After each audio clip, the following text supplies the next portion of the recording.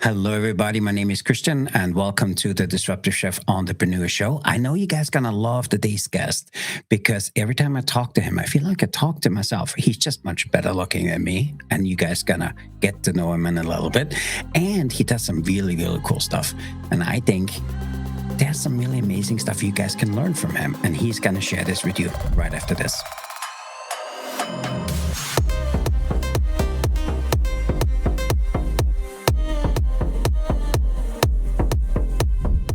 Hello again, my name is Christian. I'm the host of the Disruptive Chef Entrepreneur Show, and you guys are going to love today's guest because today's guest, he focuses on chefs, and he does more than just focusing on. He advises them and helps them to build their identity on YouTube or any of the other shows. He has a really amazing way on how to get a chef from the kitchen onto the screen, and he does it not just with some amazing things he's going to share with you today. You know what? He does it in a way that you build trust and you build income. And that's the most expensive thing around all of that. If you could build income and build trust, you are a winner. So today's guest is going to share with you that you need to stop overthinking it. He's going to show you how you can leverage YouTube to beat the short-term and long-term goals you have and build an amazing business on the side. Every time I talk to him, I realize I should have connected with him 5 years ago because I would have learned a lot and it would have saved myself a lot of money. And with that, I want to welcome Mr. Ruffin. How are you today? Thank you so much for having me, Christian. I really appreciate being here. And thanks for being here at the Disruptive Chef Show. And full transparency to our listeners, we had a little bit of conversation before that. And he said, oh, you need to use this equipment. I was like, oh, I have it here. Oh, you have the pro version? That's really cool. I didn't know that exists. And then, and it's amazing to talk to somebody. I feel like, we should have met 5 years ago because you would have saved me a ton of money. But there's a few things you guys as the listeners going to learn today is how you can take something really simple, which is providing amazing food and how to build a business around it. You guys know for us, the Disruptive Chef is all about changing the way you think, because when you change the way you think, you know what? You will take different actions. If you take different actions, you will have different outcome. There's nobody better than Mr. Lenzy. So with that, Lenzy, give our audience the 5-minute cliff note. How did it all start? And how did you wind up helping culinarians build a YouTube empire? It started, my career started in IT. That's my background. That's what my degrees are in. And I spent about 15 years doing that, building computer networks for the government, private businesses and such. And one day I just hit the wall and just couldn't do it anymore and decided to start a photography business. And through that, I ended up graduating to a video production business. Mm-hmm. And then I eventually just one day decided I wanted to try my hand at creating a cooking show. I was watching a cooking show on PBS one day and said, you know what? I bet I can do a show as good or better than this one. And so I reached out and found a local chef who was willing to give my idea a shot. And we started a cooking show in her apartment. And it was just a hobby at that point, just a personal project. And then the pandemic happened, and then the cooking show became something. That's when I started looking at it as a revenue tool, a business development tool for food business owners, and really started exploring the prospects of using it as a tool for helping chefs earn a living. And that's how I ended up here. It was not by design. I just kind of ended up here. See, I love the story. And for a lot of culinarians, and this is not just for chefs, this is for anybody who loves to do anything. So, okay, today we're talking about how to bring your show, your cooking show onto TV. I think you could do any of it. So if you're a great bartender and you make great drinks, if you are a great caterer and you do some amazing stuff, I think all of the people listening in today need to learn from you and follow you. So as you started this with chefs, you know, chefs are a little special, okay? And I mean this in a good way. Because I seen this. I know exactly how to do that. But what is a problem you see chefs repeat over and over? They overthink it and can't get started. They try to turn a cooking show into something that it's not, and they can never even make one episode. That's the number one mistake I see chefs make. I deal with folks who have all the talent in the world. They've been trained in the best institutions and worked in the best establishments, and they cannot produce even one episode because they overthink it and can't get started. I love that. And you know what? I think there is this kind of stigma in the industry. I need to be like Gordon Ramsay. I need to yell at somebody, okay? Or I need to throw some stuff at somebody. Or I need to be like Anthony Bourdain, which is a good friend of ours. We loved Anthony Bourdain. But there's a lot of people which feel they have a lot of pressure on them because why am I supposed to do a TV show? There's so many amazing people out there. And I think that's why chefs overthink it, because I think they're trying to be somebody else than themselves. And you and I talked about it. So can you help our audience just give them a little bit of description? So what do cooking shows actually build trust in? How can they profit from it? And how can they get their first show out there to the marketplace? Sure. The reason one of the reasons that I love cooking shows is there's so many, but it is the ultimate platform. And when I say cooking show, I'm always talking about a cooking show on YouTube. When we're talking about a cooking show on YouTube, you have a blank canvas that the chef can paint whatever picture they have in mind of the culinary world, whatever vision, whatever contribution they want to make to the culinary industry. They're able to do that with a YouTube cooking show because you can literally do anything that you want. Mm-hmm. And I think it's important for us to establish up front a couple of things. YouTube has been the number one TV streaming platform in U.S. households for a couple of years now. More people watch YouTube on their big screen TV than they do Netflix or any other streaming platform that you can think of. So a chef who has a cooking show on YouTube has a cooking show on TV. This is the TV cooking show you've always wanted to have. I love that. And I love what you just said, because first of all, this statistics I didn't know of. And I'm guilty of that, because when I try to fix something, I used to read up on it before I fix it. Now I just watch a YouTube guy, okay? Start, post, fixing, start, kind of go by me doing it. I never thought about this, that chefs need to be on that platform because, first of all, for me, I'm a big fan of chefs. I think chefs have that unique ability to talk to their food like nobody else. And for me, that you said they're overthinking it. I know that. And I see that all the time because they feel like they need to be somebody else. And then the other thing is for them to say, what makes my food unique? And you and I talked about this a few weeks ago, where you said it doesn't really matter. There could be 1,000 people making a burger, a TV show, but people fall in love with you. So that's right. How do you recommend a culinary professional, a hospitality professional, somebody who wants to bring a show out there to YouTube? How should they get even started? The first thing they have to do is understand you don't have to be anybody else. So to speak to that concern that you have, you can't be anybody else. So on YouTube, this is a long format platform. So we're not talking about 30-second, 60-second, 1 or 2 minute videos.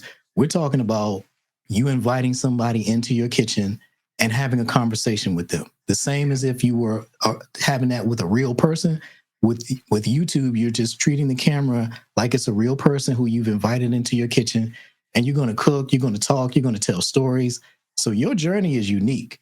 You may, you may be making a basic burger or pick whatever dish you want, but how you came to learn how to make that dish is different than how somebody else came to learn to make that dish. Your background, your upbringing, all of these things think of them as seasonings for your dish that are different than somebody else who makes the exact same dish. So all you have to do is be yourself, and YouTube allows you the space for that.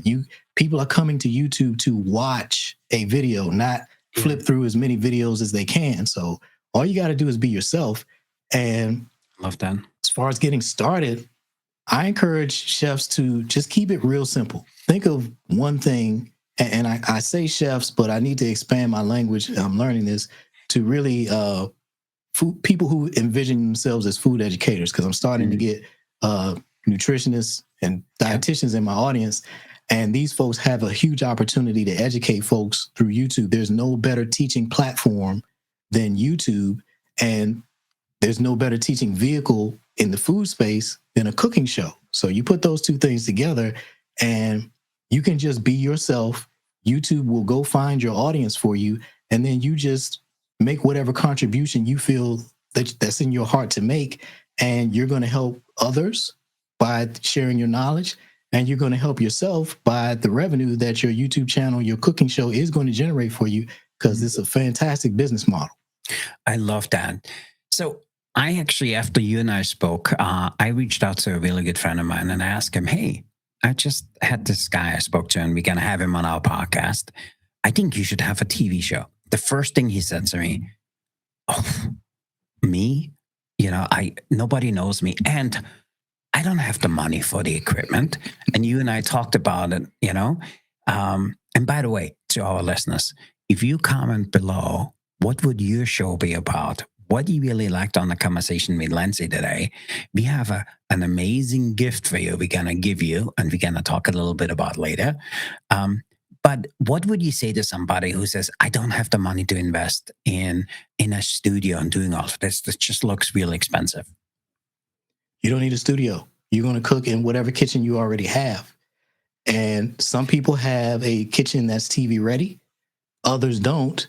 And you can start a cooking show. You can host a show indefinitely and not actually show the kitchen. So as far as your camera, we're going to start with your smartphone. I'm going to recommend that to everybody, because we don't want to start investing in equipment until you've demonstrated that you're serious about keeping this going. Made a few episodes and decided, I really do like this. And now we can talk about investing in more dedicated equipment. But you're going to start with your phone. You're going to start with whatever kitchen you already have. We do not need to go rent a kitchen space or whatever, whether you have a commercial kitchen or the kitchen in your home, whichever one you have access to, that's what you're going to use to get started. So you do need to buy a microphone. So we're talking probably $100. And that's really it. You can get started with your phone and a microphone just to get started. And then if you determine that this is something that you enjoy, then the other investments can come later. That's really great advice. And the reason I said I wish I would have met Lenzy 5 years ago, because over the last 5 years, we bought equipment. I was like, that's not really what we need. We upgraded equipment. It would be great to have somebody like Lenzy in your pocket you can call and say, hey, I'm starting out. What equipment do you recommend?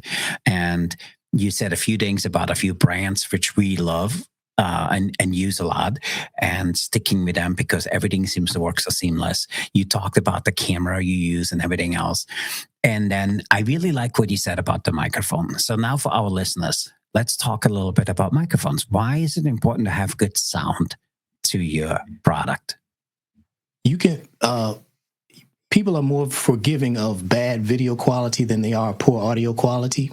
Mm-hmm. If they can't hear you or it sounds terrible, that's so irritating that people are going to click away in just a few seconds. So they're just not going to be they're not going to be tolerant of poor audio quality. So you got to have a mic. They got to be able to hear you. Number one, they got to be able to hear you clearly, because you're going to have the camera for a cooking show, a typical cooking show like the kind you see on TV. The camera's going to be far enough away from you that the mic that's built into the phone is not going to be sufficient. You're going to be too far away. So you want to have a nice lapel mic right on you so that people can hear you clearly. And that's really the standard of production these days. You want to meet the minimum standard of production, and that means having a mic on. Yeah, I love that. And anybody below, write in the comments, hey, what microphones do you use? And then I can recommend what we use and what we would like you to have. And then we also ask Lenzy to kind of speak in. And if you guys want to know what equipment to have, first off, write in the comments below. Let us know. what interests you, what do you want to do? Because I also learned my microphone for sitting here is different than when I go somewhere or if I do something else. And Lenz has some really amazing feedback for you and some really great advices on how to save a lot of money. So, Lenz, you talk about YouTube. So, why does YouTube beat Instagram, TikTok for chefs who want to make an income, not just likes? Because YouTube pays you, man. None of the other platforms pay you. The YouTube CEO announced a couple of months ago that between 2021 and 2025, YouTube has paid over $100 billion to monetize YouTube channels. 100 billion. I'm going to say that slow because people understand. Not 100 million, not 1 billion, not 10 billion, $100 billion in just 4 years. That is a lot of money. That is a lot of money. Cooking shows do extremely well on YouTube. And if you're a chef and you're particularly if you're a restaurant owner, because I know so many restaurants are just running on razor thin margins and barely getting by. Think about that $100 billion pot of money. How much of it did you get? And if the answer is none, then perhaps it's time for you to consider YouTube as a revenue source. Yeah, I love that. I love that. And you and I talked about what actually stops Chef from recording the first episode. I want to go a little bit deeper. So in your opinion, what are the 3 things what stops him from doing? And what would you tell him how to overcome it and overcome it inexpensively? Another major one is thinking that they don't have time for it. And I'm going to speak directly to the restaurant owner right now because I understand that the insane schedule that these folks are operating under. But I'll put it in this context. You can do a cooking show in 1 day a month. That's what I recommend for a cooking show that you're looking to build a business and generate revenue with. We're talking about 50 episodes a year. That's 1 episode a week. You can achieve that with 1 recording day per month. And that recording day, we're talking a total of, I would say, 12 hours, 2 hours of prep, maybe the day before getting your ingredients, 8 hours of recording time, and then 2 hours of cleanup. So we add all of that up. We're talking about a total of 12 hours per month that can produce 50 episodes a year. And those 50 episodes a year, this cooking show that you have can pay your rent for your restaurant, no matter which market you live in. You can be in New York, you can be in Los Angeles, you can be in Miami, or whatever market you're in. I don't care what your monthly rent is for your restaurant. Your YouTube cooking show can pay it. And it can pay the mortgage on the house that you live in. So when you put it in that context, do you have time? Can you make 1 day a month to pay bills like that? Because that's what a YouTube cooking show can do for you. And so that's one of those things that stop so many chefs from trying. They think they don't have time, and they think they don't have time because they really don't understand what the opportunity is. What else could you be doing on that day that's going to pay bills like that? I love that, and I need to answer that in two forms. So we have a few restaurants, and one of our restaurants, the chef doesn't like being on YouTube or on TV. So he says, I'm just recording myself, what I do. And so he recorded himself scheduling his week. The number one watched thing on our whole channel is him getting ready for the week, how to schedule, how to order food, how to set everything up, and looking on how is he going to run a profitable business for the week. And it doesn't matter what you do. And so this comes into my point number 2, because he had his own channel. He made 3 videos. And he says, I made already 3 videos. I spent, 15 hours, whatever time he spent on it. And he said, I don't have any followers. And you and I talked about this. The greatest thing about YouTube is what YouTube is. But it takes time to build a following. It builds a time to kind of build an audience. So can you talk to any of the chefs, hospitality professionals which want to have some additional form of income and leveraging YouTube on that? What does the first few weeks, months, and maybe the first year look like? Well, you got to start with the right objective in mind.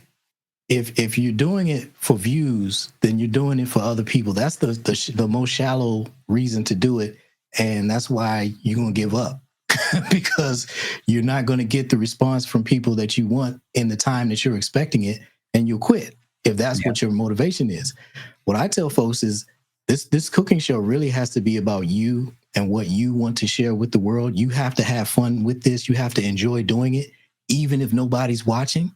And if you're happy with what you're creating, and you will be enthusiastic about showing up every week because you're doing this for you, you enjoy doing it. That's the kind of motivation that is necessary for you to be able to continue going, because it's not about external validation. It's about you making the contribution to the culinary world that you want to make. And so when YouTube allows you to do that, and you got to show up. If you're expecting anything to come, and we're talking about any aspect of life, you can't do it a couple of times and think, well, it didn't work. You got to show up consistently. You want to learn how to play the piano, that takes time. You didn't learn how to be a chef from 3 days in the kitchen, so you're not going to succeed with a cooking show by making 3 videos. You have to understand and play a long game with this. And another thing that helps you, what I tell folks is, what do you really want to accomplish with this cooking show? Like, what's your grand vision? What would you use this cooking show not as the goal, but as the vehicle that delivers you to the goal? So what kind of life do you want for yourself? Are you not spending enough time with your family because you're spending too much time at work? Are you not making enough money? Do you not feel like you're being appreciated for what you're doing? These are things that you can use a cooking show to address. You can make money, a lot of money, with a cooking show. You can win a James Beard Award with a cooking show on YouTube. These are the kind of things that you're able to accomplish with a YouTube cooking show. And when you put a big goal on the wall that you're trying to accomplish, that makes it a lot easier for you to show up every week and do what you're supposed to do on a consistent basis. Yeah. I love that, because I always look at us, our podcast we started now a little bit over 2.5 years ago. We about 340 episodes in. The first 50 episodes, I was like, oh, I think I said it all. There's nothing else what I could say. And we didn't have a lot of following yet back then. And I reached out to a really good friend of mine. And he says, Christian, you did 50 already. You're on the top 10%. Because if you do more than 50, if you do 100, you're in the top 10 and below. If you do 200, you're in the top 5%. And for me, we did it because we wanted people to learn 1 or 2 things by driving to work, listen to us in the morning, and saying, hey, this Lenzy guy, I think I can do a podcast thing, and have a few things what we learned. Because one of my things was, we could have given up after 50 episodes, but we had NFL players on. We have Bob Proctor in a few weeks. We have a few other big names coming. And I would have never thought that this little show, the Disruptive Chef, would take on a life on its own. We have 150,000 plus followers now, and we're doing this. We don't monetize on it. There's no commercials or anything else. We wanted to have people to get real value from kind of listening in, because if I take up 40 minutes of your time, the least I want to do is give you some value in the back. And that's something you always talk about as well, because overall, a show. So let's say somebody wants to start a show.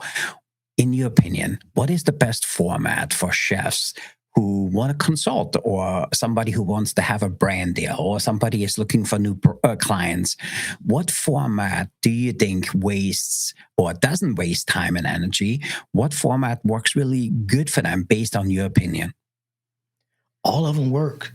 The format that you can, whatever you can do and show up consistently. If you can show up on a weekly basis, no matter what it is you're choosing to do, if you can show up on a weekly basis, that's the key. That's how you make yourself attractive to sponsors. That's how you build trust and authority over time. No matter what, any kind of revenue is going to be based on a body of work, a consistent body of work. So I would encourage chefs not to try to come up with this huge, massive, grand vision, because this is what stops so many people from even getting started. Yeah. You got to show up. A cooking show is you standing in front of the camera and teaching people how to cook something. And next week you do it again. And next week you do it again. And next week you do it again. Just do that. And then other things will come. You can layer other complexity. The show can go in different directions. But in the beginning, you just need to show up every week and teach people how to cook something. Yeah. And teach them something. You and I talk about this all the time. Teach them something they can implement today or the next time they make a certain dish, or if they know they have a certain amount of time. Instant satisfaction in a way. Let them do your way, and they're going to say, oh my God, this is amazing. I have a funny story about this. I wrote a book called For the Love of Austria, and it was my love letter to my home country of Austria. And I began to do it on my own, learned a lot of things since, but I had my personal cell phone and my personal email and the thing, which I don't recommend anybody to do. But I got texts with pictures of my food on it. And I was like, that looks not that good. And then somebody else was like, oh, that's rough. And then, oh, this is really good. And then one day I answer the call and it says, if you don't mind me asking, who are you? And they said, oh, we are the Austrian Cooking Club of Waco, Texas. We cooked every single of your dishes and every single one worked. It's amazing. But for me, what was the thing? I was like, whoa, some of the dishes were a little rough. They loved it, And for me, cooking is one of those things. If you make a dish and you personally like it, it doesn't matter if anybody else, this is just a bonus. It's a really good feeling that you learn something new. And I always tell this story because it kind of makes me humbled, because there's so many people out there which are hungry for new stuff, and they want to learn from you, not from a celebrity chef, because they know most of celebrity chefs don't really do the stuff themselves. They have a whole team, but having you do it and you have a compelling story. Hey, the reason I do this is because of, changes everything. And for me, I always think that what you talk about the YouTube channel is the same thing we're looking at from books. My little book, For the Love of Austria, which we wrote as a love letter back home to my country, we sold almost 80,000 copies. And wow. It's for me, I'm sitting here and says, I don't know how this happened. And, we wrote multiple books since, but I encourage chefs, and maybe that's my next question, maybe kind of tap into your expertise. I don't want them to give up, because now the question is for you. If somebody posts for 60 days and nothing happens, what do you recommend they should change first? Nothing. That's not enough time. If we're talking about YouTube, you need to plan on posting 50 videos. So one a week until you get to 50. So that's 50 in a year, because there's a journey of transformation that has to take place here. We're not just posting videos. To become a chef who has a cooking channel that's generating revenue, we're talking about you developing a whole new set of habits and systems. You have to become the person who does what's necessary in your life to publish a video every single week. And that's going to look different for everybody. And then you have to you start out making these videos, and they're difficult. They're hard. It takes you a lot of time. It's inefficient. And then you get to the point where it becomes easier. And now it's just another thing that you do. So once you've gotten to 6 months into this is just something that you do. Like golfers, people know that when it's golfing is what you do. People who running is what you do. Well, your cooking show, people will come to know that this is something that you do because you're talking about it all the time, because it's a part of your life. That's what, and so now you're not the same person that you were before you started that cooking show. You're a chef who has a cooking show on TV every week, and you're teaching people and sharing things, and you're going to be so excited. Oh yeah, I made a video about that last week. Go check it out. Or 2 weeks ago. Or I got one coming up. Or would you like me to? Okay, I'll make a video on that topic. You're a different person now. And it takes time to become a different person. And if that's, if you're willing to go on that journey and let it take the time that it takes, that's where you find the success. But if you're looking for any results at an arbitrary date, I've been doing this for 2 months, 3 months, 6 months. That's the people who succeed. That's not what they're setting out to do. I love that. And I want to pivot that conversation a little bit, because if any of our listeners are currently interested in doing something, there is a way you can do it on your own. And I said the reason I would have loved to meet Lenz 5 years ago, because he would have saved me a lot of time and a lot of aggravation and figuring everything out. So if you, our listener, are interested in doing something, I encourage you to reach out to our guest today. Have him talk to you a little bit about what he does, and maybe you can explain a little bit how you currently help clients in getting a show out there. Because I'm telling you, I call it's more than what you currently do. I call it mentorship, because you really work with people and kind of bringing them along. And in my opinion, a mentorship is so amazingly fruitful, because it helps you take a learning curve, which is that long, to shorten it. And I have a current mentor. He is the former president and CEO of Cadbury Worldwide. And I meet with him 3 times a year. And every time I meet with him, I feel like I don't know nothing, because just the way he kind of reflects back on me and says, hey, have you thought about this? He looks at this totally different the way I do. And everybody needs somebody who is that in their life. And I think you are amazing. So if you don't mind, tell our listeners today, what do you do and how can you help a chef getting a show out there on YouTube? Yeah, absolutely. Let me mute this phone real quick. And again, to our audience, you see, this is live. No pre-recording here, no snipping, not making it perfect. Lenz is that important. Okay, people calling him all day long, and he took the time to talk to us. So, Lenz, tell us a little bit. What do you do, and how do you help chefs get a show out there on YouTube? Well, I want to address what you just said, because that is so important. Having somebody to bounce ideas off of and share your dreams with, and because so many of the folks that I come to, or folks that come to me, they're at the top. They're at the top of the pyramid, the top of the food chain in their world. Everyone comes to them for solutions, but they don't have anybody to turn to for when they need help with something. Everybody comes to them with their goals and their ambitions and what they want to accomplish and looking for guidance, but that individual doesn't have anyone to turn to share their goals for their life and get some guidance, some direction, and not have to figure everything out by themselves. And it is so important to find someone to be that for you, because we all need that. And I just wanted to address that, because that was a very important point that you made.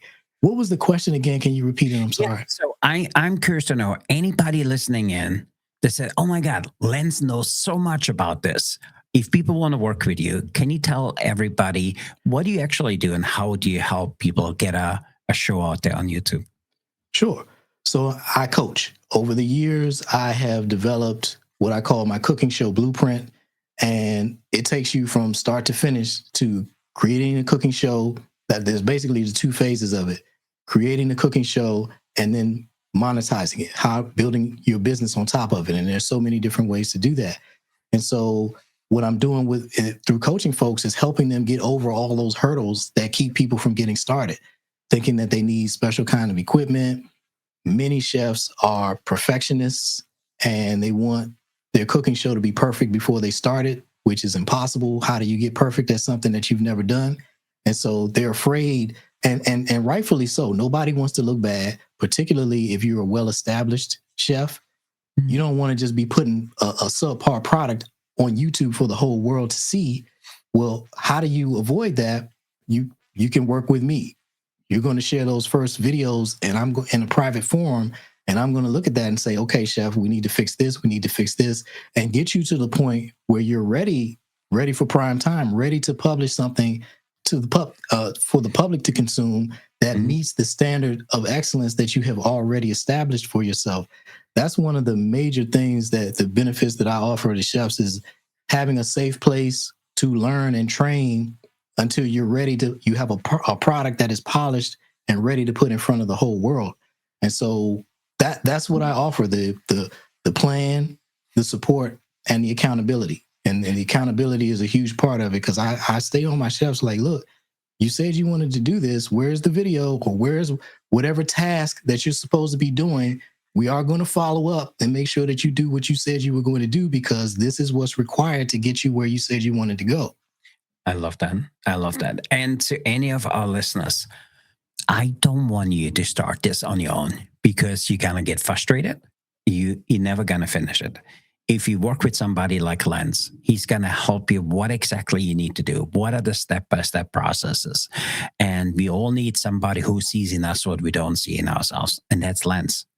And I want you to work with him, because he's going to hold you to account. And there's nothing better. And all of the chefs and anybody in the hospitality industry, we all know we like being held to account, okay? Because when we are down our own, we flounder. And I'm not going to do it today because something else happened. If you do it consistently, and that's key in YouTube, you need to be consistent. When you tell them there's a new episode coming out on Mondays, you better have a new episode on Monday. And we all need somebody who holds us to account. And Lenz is amazingly good at that. So to our listeners below, there's a little thank you Lenz put out for you guys. If you write below, what would your show be about? And write, hey, it's me. He will send you a list of equipment you need to get started. There's a certain amount of equipment you need to get started. Hey, when you get a little bit better, maybe you need a little bit more. And then as you grow, so your list grows. But in order to get you started, Lenz was kind enough to saying, hey, I will share my list, what everybody needs to get going. And that's absolutely amazing. So with that, Lenz, I want to say thank you, first off, for being here today.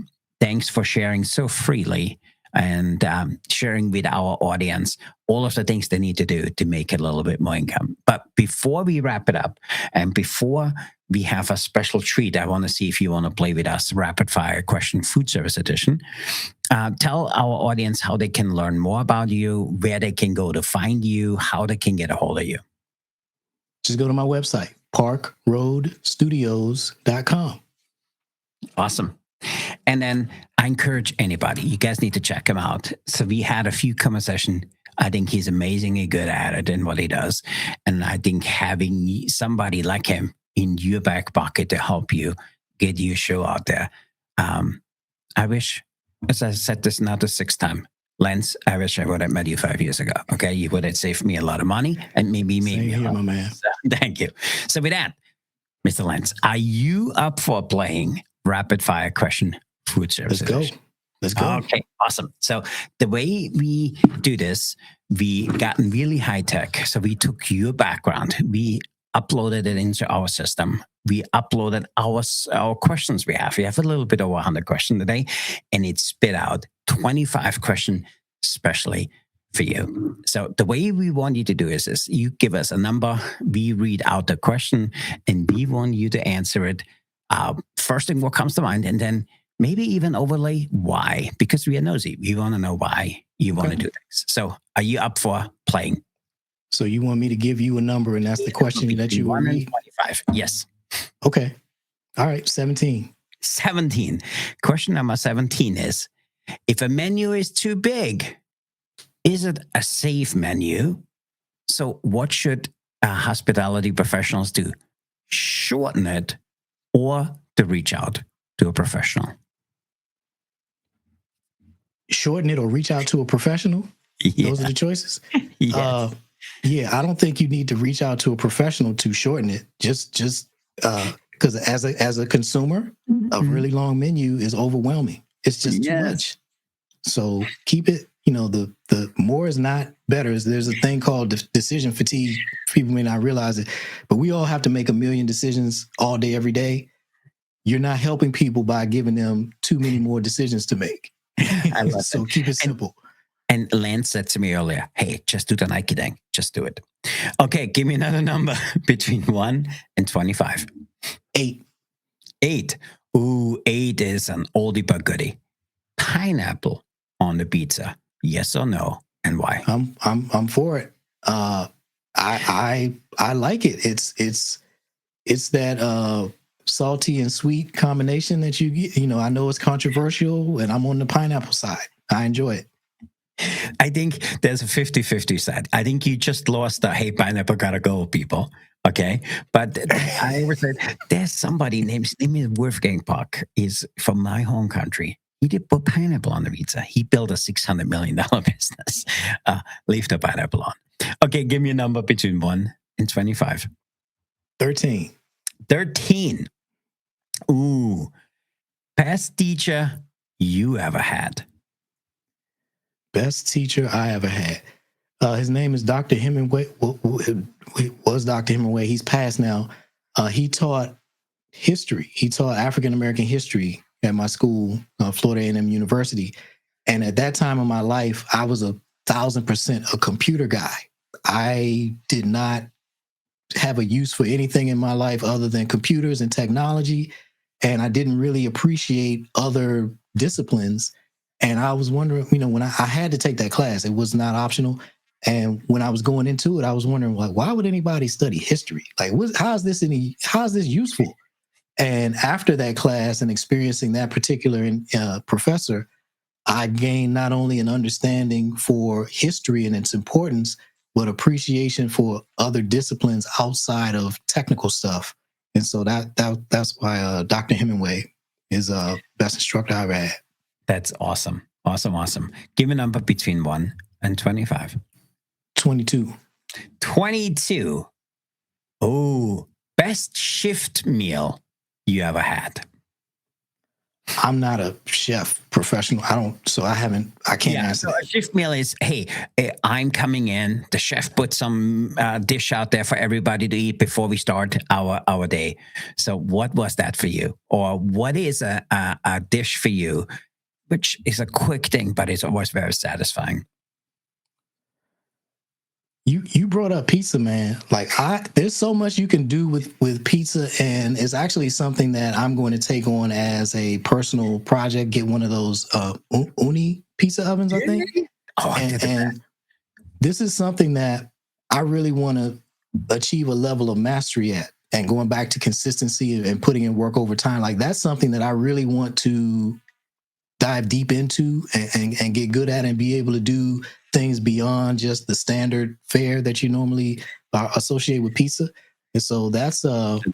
That's going to be my answer, because that's the canvas that I'm looking to experiment with and be creative with. Listen, it's a great piece of machinery. I was one of one too, so I'm hoping Santa is gonna bring one. Okay, give me a number between 1 and 25. 19. 19. I'm sure we need to get this question removed. But have you ever cooked in pajamas just to see if the food tastes better? No.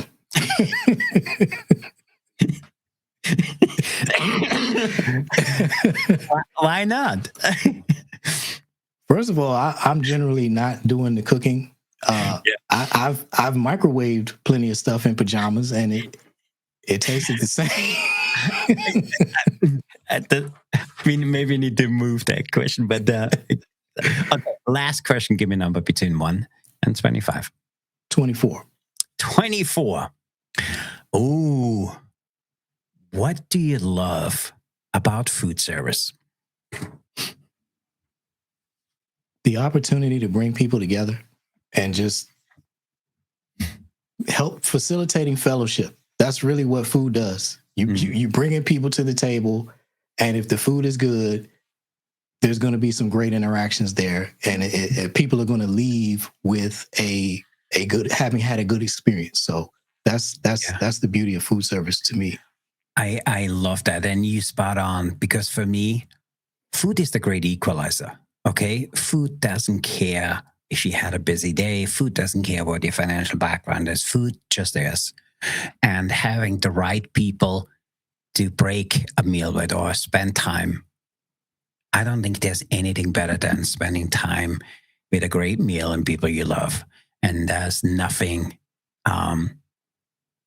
which can change that. And it doesn't need to be $1,000 meal. It could be something really simple. And for me, that's the great thing about food. So yeah, the meals that mean the most to us did not cost $1,000. It was something that our mother or grandmother or father or grandfather or uncle or cousin or somebody in your family made that for you, and it did not cost $1,000. Yeah.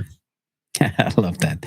So I want to say, first off, thanks for the gift of your time. Thanks for being here and sharing as freely as you did with our audience. Thanks for the nice giveaway. So anybody from the audience, if you haven't done so, make sure you leave a comment below. What did you learn, or what is your show going to be about? And we're going to share with you what is the equipment you need to get started. So, but before we let you go, Lenzy, what was the best advice you ever gotten you didn't act on? The best advice that I ever gotten that I did not act on? Yes. Investing in Apple stock back in 2000. You sound like me. It was like $10. There was this guy who came to me and said, "Hey, you should invest in Yoo-hoo. It's $6." I was like, "What the hell is Yoo-hoo? I don't need Yoo-hoo. I should have invested." So I'm with you. So that's what I want our audience to learn. Okay, what Lenzy is, he's the Yoo-hoo of 2026. Okay, you guys gotta listen to him. You guys gotta bring him on and have a conversation. So with that, Lenzy, I appreciate you being here today. Thanks for the gift of your time. And to anybody of our audience, make sure Lenzy Ruffin, make sure you check him out. Also in the show notes below, we write the 6 things we learned from today's conversation, and you also have any link so you can get a hold of Mr. Lenzy. So with that, I want to say thanks for being here today. I really appreciate you. So thank you. And to our audience, until next time, remember to disrupt your kitchen, fire up your career, stay hungry for change. I'm Christian. I'm the host of the Disruptive Chef Entrepreneur Show. I'm here with Mr. Ruffin, and you know what?